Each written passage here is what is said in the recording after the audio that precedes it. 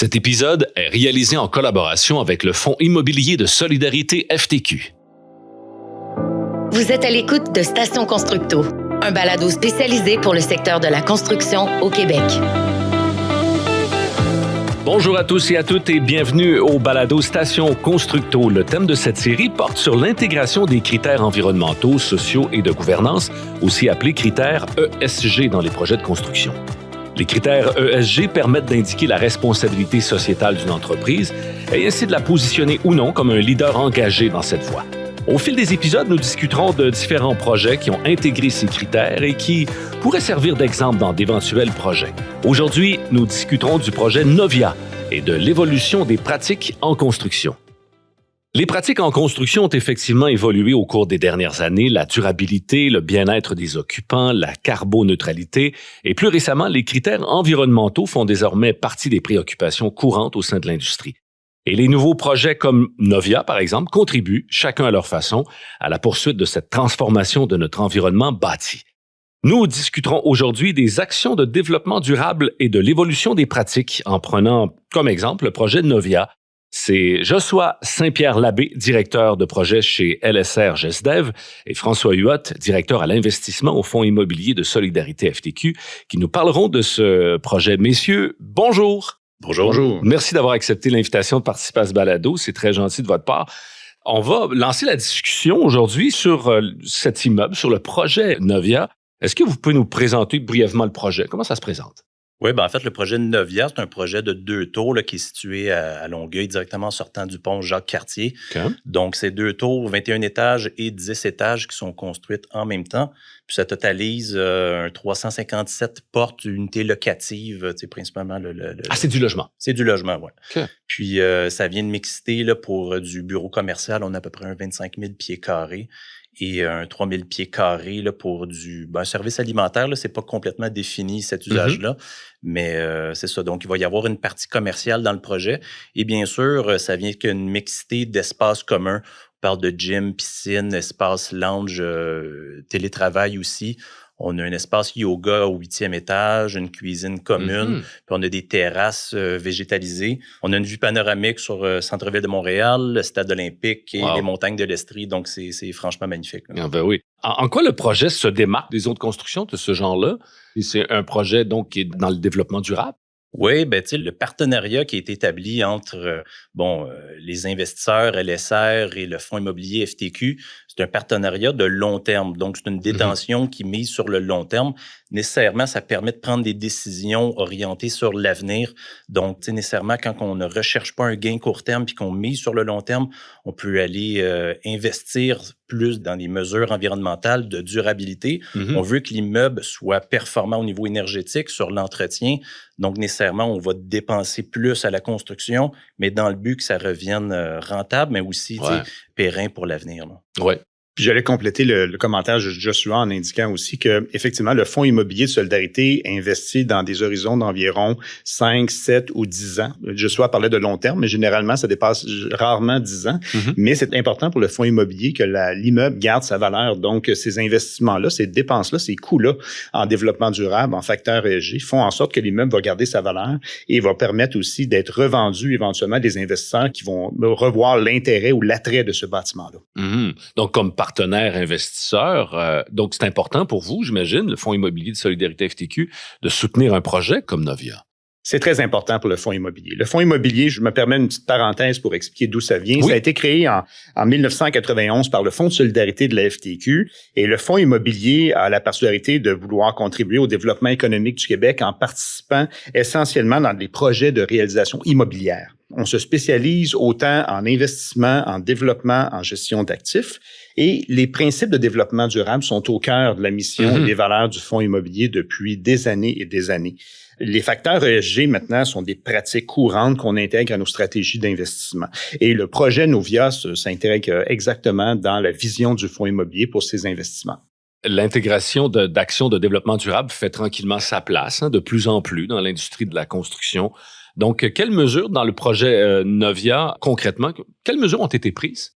Oui, en fait, on retrouve un système de thermopompe avec échange d'énergie intelligent, de ce qu'on appelle plus communément des VRF avec un BC Controller. C'est très technique, mais c'est des thermopompes centralisées qui permettent de partager l'énergie. Donc, je donne un exemple sur on va dire un même étage. On a des logements qui sont rendus au printemps ou à l'automne. Il y a des logements du côté du soleil qui reçoivent beaucoup de chaleur, beaucoup de rayonnement solaire, donc ils veulent climatiser. Et d'autres logements qui sont au nord, eux autres, ils demandent du chauffage. Donc, ce système-là permet de partager l'énergie, ce qui augmente considérablement l'efficacité des thermopompes. Déjà que l'efficacité des thermopompes est assez élevée. Mais ensuite, autre mesure, on a des panneaux de béton préfabriqués. C'est un produit québécois, là, c'est BPDL, c'est des bétons préfabriqués du Lac, une usine qui est en Beauce. Donc, eux autres assemblent l'enveloppe extérieure du bâtiment avec les fenêtres. Ça devient une enveloppe qui est particulièrement étanche et résiliente à long terme, surtout avec l'isolation qu'on a mis. Donc, ça réduit les extrêmes de température. S'il fait très froid, très chaud, le fait d'avoir une enveloppe qui est très performante, ça permet de pallier, d'être plus résilient.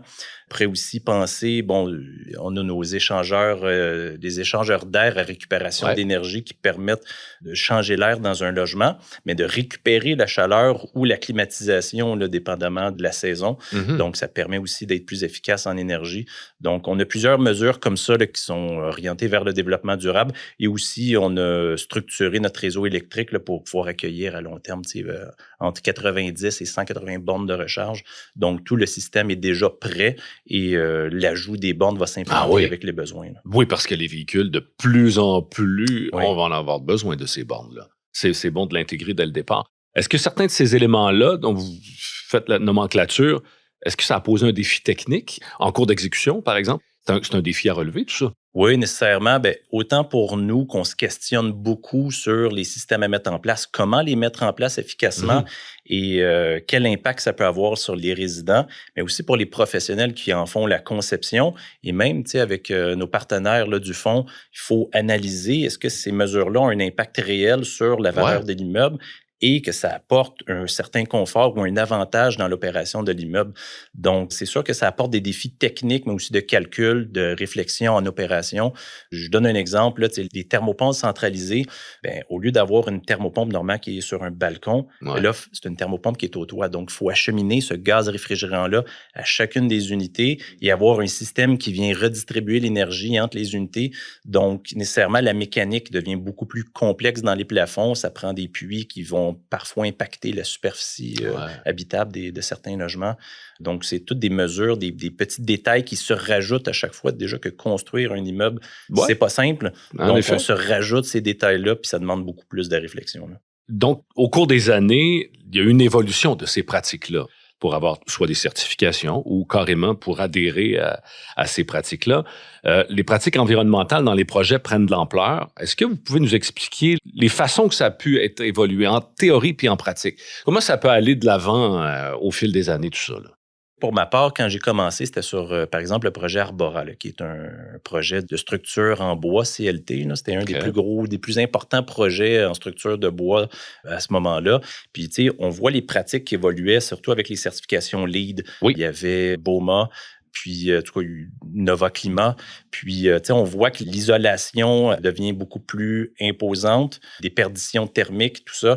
Donc, par exemple, avant, on pouvait seulement y augmenter l'isolant pour augmenter l'efficacité énergétique d'un immeuble. Maintenant, il faut aller rajouter, par exemple, des rupteurs thermiques, ce qu'on a fait à Novia. Donc, la dalle de béton du balcon, normalement, fait juste se prolonger. Mais maintenant, il faut venir l'interrompre avec un gros bloc d'isolant et de l'armature. C'est toutes des mesures qui deviennent de plus en plus complexes. Et qui n'étaient peut-être pas nécessairement fait avant. Exactement, oui. On voyait surtout ça en Europe avant parce que l'énergie coûte beaucoup plus cher en Europe, l'eau aussi.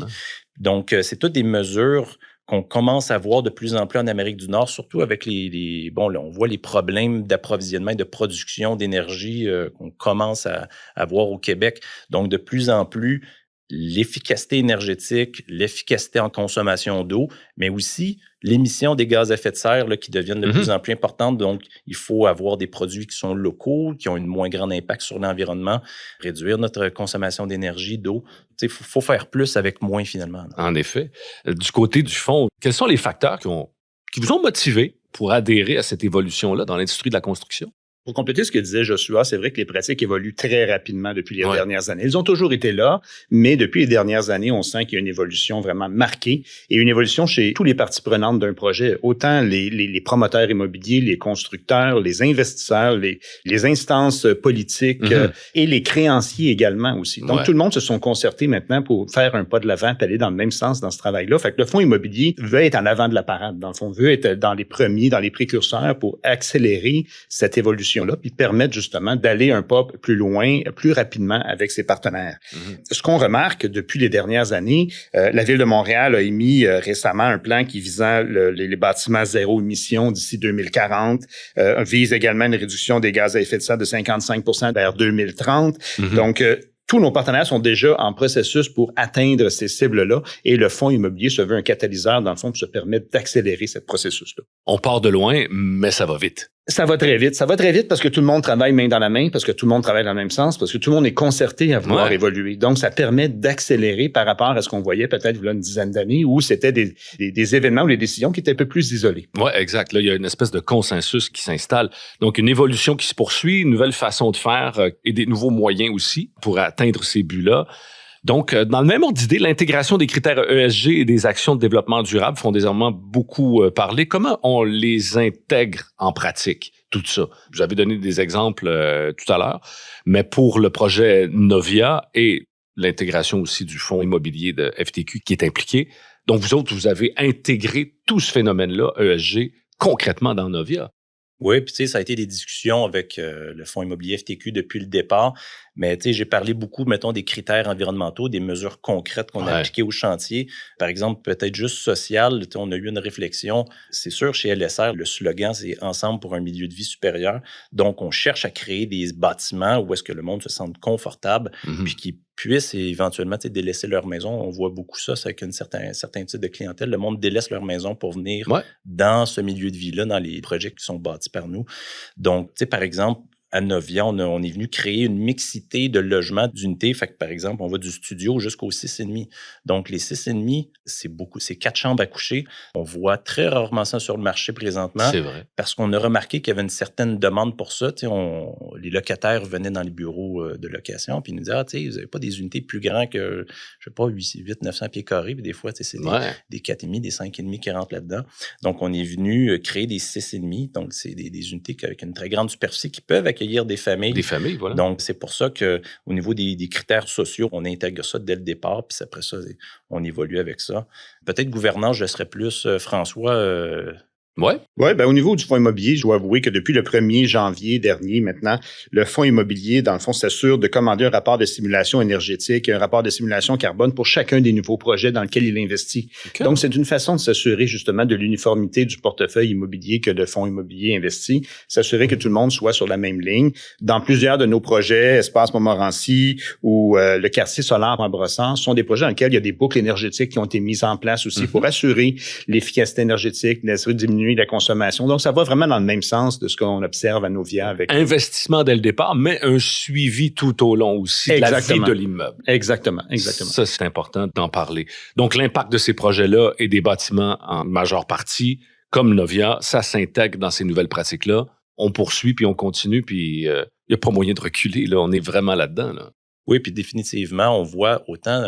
il y a de la pression du côté environnemental, mais aussi par les moyens financiers. Donc, on fait juste regarder un moyen de financement qui est le programme APH Select de la SCHL, qui permet d'avoir des avantages au niveau financement, mais en contrepartie, il demande du logement abordable, il demande des performances au niveau efficacité énergétique, de l'accessibilité pour les personnes à mobilité réduite.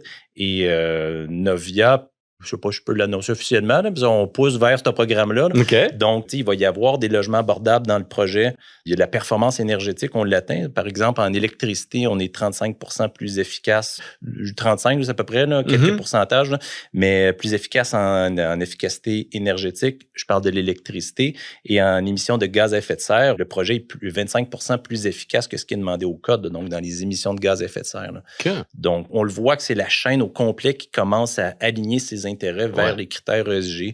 Donc, c'est ce qui facilite beaucoup, d'une certaine façon, l'intégration de ces mesures-là, parce que tout le monde pousse dans le même sens. Ouais. Mais aussi, ça fait des projets qui sont beaucoup plus réfléchis maintenant. Là. Donc... Puis comme je disais précédemment, l'avantage aujourd'hui, c'est que tout le monde joue en équipe. Donc, tous les acteurs jouent dans la même équipe. Donc, c'est difficile pour un joueur de se retirer de cette pratique-là ou de cette évolution-là. Comme je mentionnais, les créanciers, les investisseurs, les constructeurs, les promoteurs, les sous-traitants, tout le monde avance dans le même sens. Donc, de vouloir de se dissocier de cet avancement-là fait en sorte que l'équipe ne fonctionnera plus. Donc, vraiment, tout le monde, ça facilite beaucoup l'évolution des pratiques. Donc, ça rentre dans la vision du fonds pour la suite des choses. Quelle est la vision du fonds immobilier par rapport aux critères ESG qu'on parle depuis le début, là? Bien, la démarche ESG du fonds immobilier s'inscrit parfaitement dans la vision 2026 du Fonds de solidarité qui vise à atteindre 12 milliards de dollars en contribution directe au développement durable d'ici l'année 2026. Le fonds immobilier, aujourd'hui, le portefeuille du fonds immobilier est estimé à 700 millions de dollars d'investissement dans 43 projets qui sont en cours de réalisation. On a 65 immeubles sous gestion. On a 3,7 millions de pieds carrés de terrain à développer et on a investi 291 millions dans 203 projets à vocation sociale et communautaire. Fait avec un portefeuille de cette ampleur-là, le fonds immobilier devient un acteur incontournable au virage qui a été amorcé depuis les dernières années. Au sein même du fonds immobilier, on a mis en place un comité ESG pour s'assurer qu'il y a une cohésion parmi toutes les équipes du fonds immobilier, s'assurer que tout le monde travaille dans le même sens, assurer la maximisation des retombées de ces valeurs-là. L'atteinte représente toutefois tout un défi, puis le fonds immobilier, justement, veut accompagner ses partenaires investisseurs à faire ce virage-là, à accroître la maturité des pratiques ESG. Puis ce positionnement, c'est en lien direct avec la démarche du fonds immobilier de vouloir bâtir vert. Puis c'est un peu ça qu'on peut faire pour se préoccuper justement du legs qu'on va laisser aux générations futures. Oui, puis continue dans cette démarche, comme le projet chez LSR, le projet Novia, entre autres. Oui, puis dans le même sens, la propriétaire Annie Lemieux, avec son groupe d'investisseurs, s'aligne parfaitement avec la vision du fonds. C'est tous les projets qu'on développe en ce moment. Je parle de Arbora, après ça, le Vic et Lambert qui était certifié LEED, après ça, le Logia, après maintenant Novia, puis on a d'autres projets qui s'en viennent aussi. C'est tout visé pour de la détention long terme avec son groupe d'investisseurs. Donc, nécessairement, ça s'aligne parfaitement avec les critères ESG pour avoir des bâtiments qui sont performants, de qualité, puis qui vont être résilients à long terme. Merci beaucoup, messieurs, d'avoir participé à ce balado aujourd'hui. Ça fait plaisir. Merci à vous. Merci. C'est ce qui termine notre série thématique qui s'articule sous le thème de l'intégration des critères ESG.